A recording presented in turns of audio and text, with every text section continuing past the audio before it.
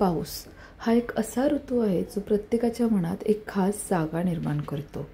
उन्हाने होरपळलेल्या धर्तीवर जेव्हा पावसाच्या पहिल्या सरी कोसळतात तेव्हा जणू काही निसर्गाने सौंदर्यच खुलवले आहे असे वाटते. अरे बापरे, ही गाडी पूर्ण वरती पाण्यात बुडाली आहे.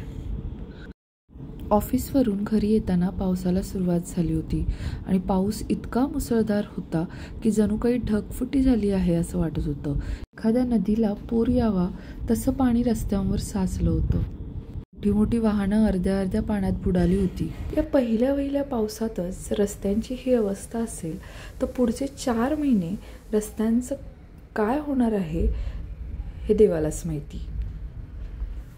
घरी आल्यावर स्वरीशला डेकेअरमधून घेऊन आले. स्वरीशने पहिल्यांदाच छत्री हातात घेतली होती, त्यामुळे त्याच्या चेहऱ्यावरचा आश्चर्याचा आणि आनंदाचा संगम पाहण्यासारखा होता. त्या छोट्याशा हातात छत्री सांभाळण्याचा गोंधळ, छत्री पकडताना त्याची होणारी धावपळ आणि मध्येच येणारं त्याचं खळखळून हसू पाहून माझं मन अगदी प्रसन्न झालं होतं.